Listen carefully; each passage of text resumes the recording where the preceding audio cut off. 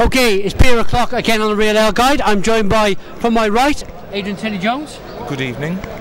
Bill Dobson. Good afternoon. Myself and... Good morning.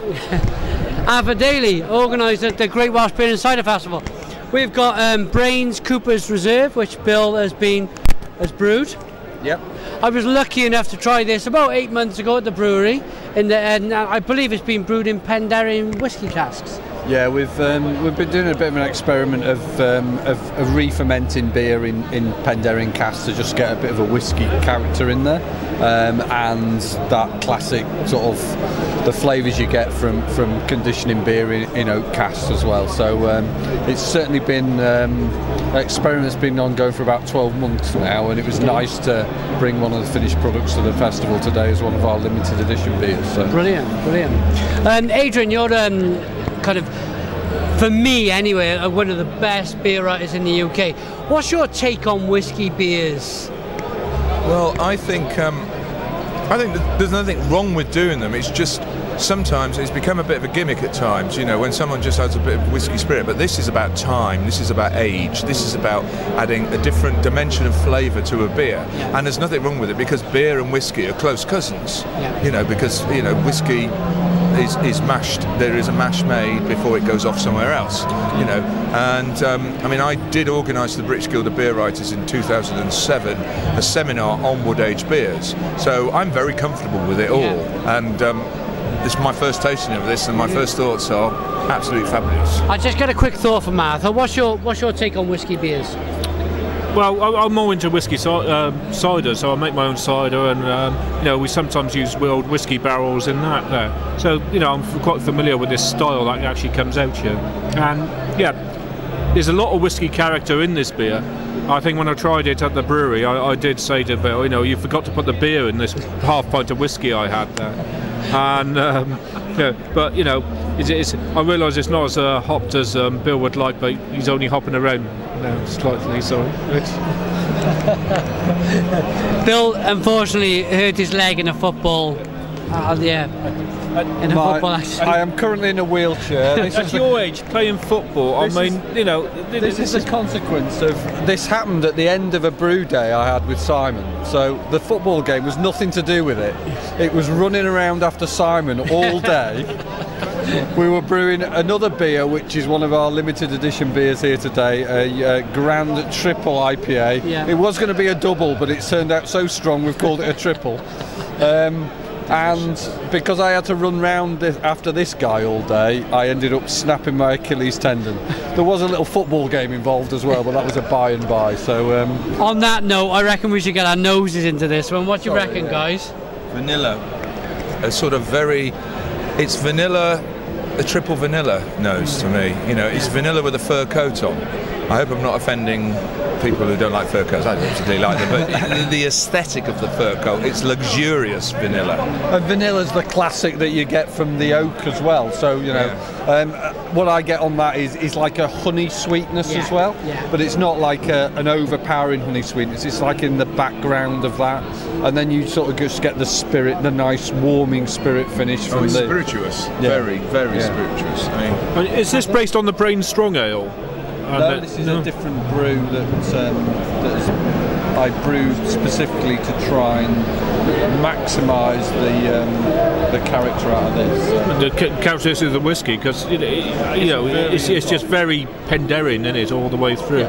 Yeah.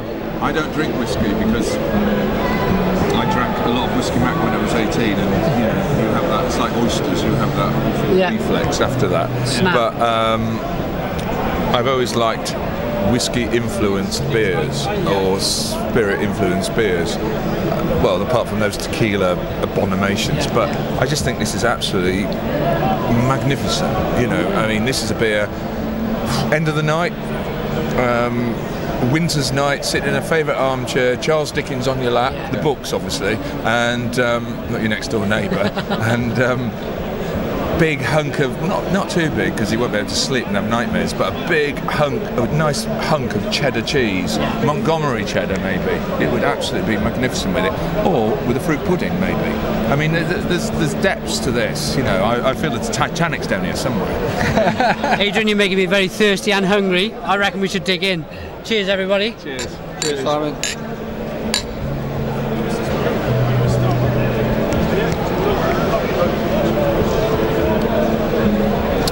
Penderyn, definitely like a sweet treacle. Sweetness, yeah. I mean, Like a treacle. it's a whisper. Syrup pudding. Yes, or yeah, a treacle, almost like a hint of treacle. I wouldn't, because treacle's quite a strong sort of flavour, and I used to dislike treacle when I was young. So, but I mean, yeah, it has got these. The sweetness is great, but it's not this flabby sweetness, you know, that sort of sweetness that makes you think, oh Christ, my teeth are going. You know, it's very in control. There must be, you mean, maybe there's the woodiness is keeping that sweetness in check. Yeah, you know, yeah. It's almost like a corset. Yeah, I definitely think that we've got character. You know, it's not just the fact that the wood has been used to age whiskies. We've got character of the wood coming through as well, which is great for me. I think, you know, it's a real sort of balance, and you know, this is an experimental beer, and you know, I wouldn't bring it to a festival like this if I didn't think it was worth people drinking and commenting on whether they like it or not. It's a great sign of the way people like yourself, brains have the diversity of beers out there. You know, there's a beer for everyone now. Do you not think? Yeah. I mean, yeah. You know, and you know, we've had the success of Boilermaker, which we brewed last year as one of our collaboration beers, and you know, the success that's had alongside Simon's beer, Barry Island. You know, we've just brewed his beer today with Adrian, and his may be the one that, you know, knock Simon's beer off the shelf next year, because that's what he said to me earlier. But you know, it's no, I didn't. but it's just great to be able to just experiment a bit with different beers and find things that people like and are sort of excited by, really. So. Go on. I was thinking about Arfur with his cider experience. A beer in a cider barrel next. Yeah, I wouldn't put it in myself. I don't think cider and beer mix at all. They do it. More beer in Somerset. A fusion, you know, it can work. It really can work. It's something that we might experiment with, but you know. I think the experiment is the right idea there, because I can't see you keeping that barrel in your cellar there. It's going to be moved to another part of the brewery. Oh, don't worry, I'm used to wild things being put in wild parts of the brewery, so tomorrow, on Friday, whenever this goes out, our limited edition beer is a wild fermented variation on our Brains Dark. So we put that in a separate tank and put it in the corner of the brewery out of the way, and gave it quite a few weeks to ferment in a true wild fashion. So fantastic. Be interesting what people make of that one tomorrow as well. Fantastic. What are you making of this beer, Arthur? Well, I like it, but the thing is, I'm a big fan of Penderyn as well, whiskey. So all I can taste is the Penderyn in here, and you know, it's a surprising beer just to get so much of that flavour of that Welsh whiskey just in a beer. Isn't Welsh whiskey called squisky? Sorry? Isn't Welsh whiskey called whiskey? Try saying that after a few drinks of this. I don't think you'll be able to.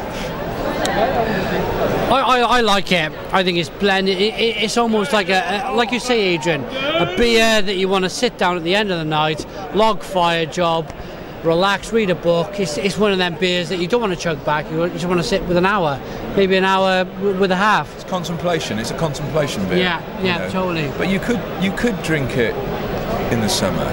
You know, it could be summer's evening beneath a tree, you know, in your garden, just watching the sun going down. Yeah. You know, I mean, whiskey is not a seasonal drink, so why should a beer like this be seen as a seasonal drink? And we do often get storms in the summer, so it's a summer storm beer. Yeah. What's your final thoughts, Bill? I think, you know, one, it's great to hear people's comments on it, people who've tasted it for the first time, people who've revisited it like yourself. You tasted this beer quite a while ago. You know, it's changed over that period of time. We've matured it for. You know, it's just interesting experiment. Really pleased with the result. You know, I'd quite happily use, you know, why have a nightcap of a spirit when you could have a nightcap of a beer? Is it spicy and chili-ish? Yeah. Really interesting with chili. Or a Mexican food, you know. The problem with spicy food is you'd just be downing lots of that then. And quite like that. yeah, I know. When we talk about 10% beer, you know, you don't realise the actual strength of it. You know, it doesn't taste of a 10% one. Yeah, there's a danger of just enjoying it too much, I think, for that. Are we going to see this in a box, in a little wooden box, in a 330 or something? We've got a very small amount that's going to be, the Cooper's Reserve is going to be released in a single boxed bottle very soon. So there are a limited amount of that.